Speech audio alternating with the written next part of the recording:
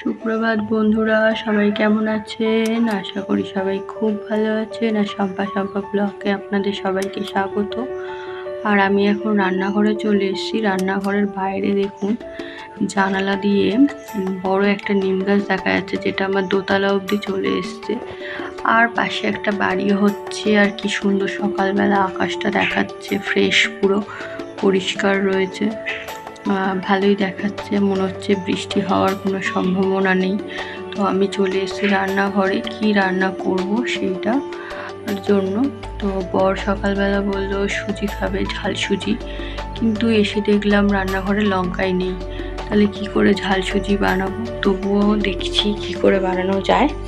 তো আমি একটু আলুটা কেটে রেখেছি ছোট ছোট ডুমো ডুমো করে, আর পেঁয়াজ আর কারি পাতা।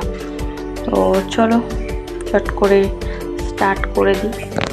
আর এটা আছে আমাদের সুজিটা আছে প্যাকেট করা, প্যাকেট সুজি। এবার আমি গ্যাসটাকে ধরিয়ে দেবো, মানে জ্বালিয়ে দেবো গ্যাসটা।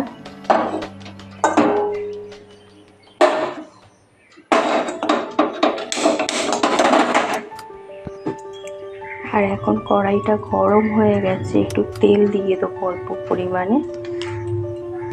আর এখন তেলটাও গরম হয়ে গেছে, ছোট ছোট টুকরো টুকরো করে শুকনো লঙ্কা কেটে আর দিয়ে দেবো।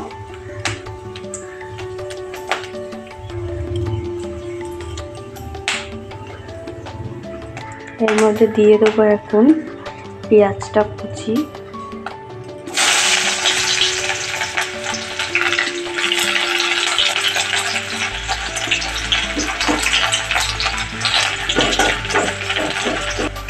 পেঁয়াজটা ভাজা ভাজা হয়ে যাচ্ছে এরকম ব্রাউন কালারে। এর মধ্যে আলুটা দিয়ে দেবো।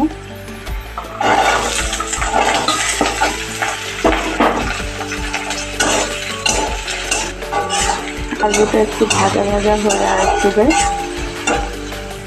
আলুটা একটু ভাজা ভাজা হয়ে এসছে। এরকম করে একটু করে নেবো, যাতে তেলটা মাঝখানে পেয়ে যায়। আর এর মধ্যে দিয়ে দেবো একটু সর্ষে ফোড়ন আর কারি পাতা ফোড়ন।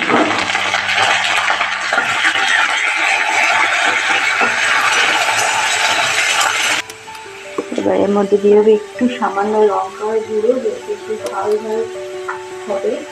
আর কাঁচা লঙ্কা ছিল না, তো সেই জন্য একটু সামান্য লঙ্কার গুঁড়ো দিয়ে।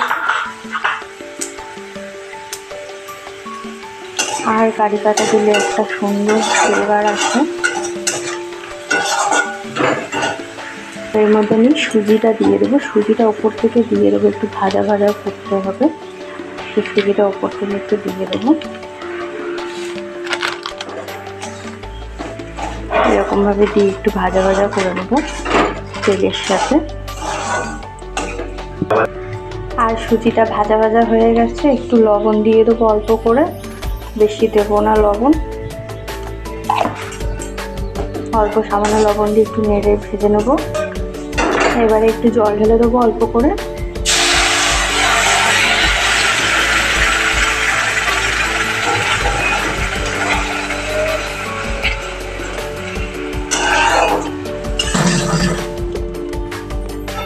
এইরকম ভাবে এটা অল্প করে নাড়তে হবে, শুকনো শুকনো করতে হবে একটু।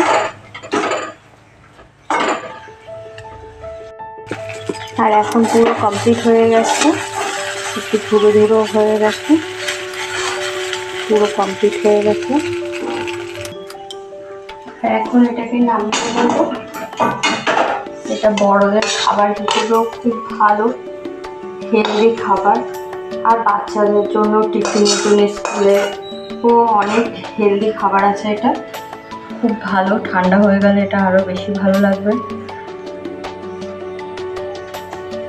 অনেক বাচ্চারা খেতে চায় না আলু, আর কারি পাতা দিলে একটা গন্ধ সুন্দর হয়। অনেক বাচ্চারা যখন সবজি খেতে চায় না, তখন এইভাবে আপনারা করতেই পারেন। আর যখন বাচ্চারা খাবে তখন ঝালটা একদমই না দেওয়াই ভালো, যাতে একদম কম হয়, কারণ ওদের মুখে একটুতেই বেশি ঝাল মনে হয়। তো যত পারা যায় কম ঝাল দেওয়া যায়। না দিলেই ভালো হয়, যেহেতু ছোট বাচ্চারা খাবে।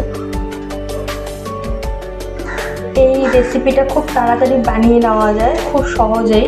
তো আপনারা একটু ট্রাই করবেন, সবাই জানাবেন কেমন হয়েছে। Thank you.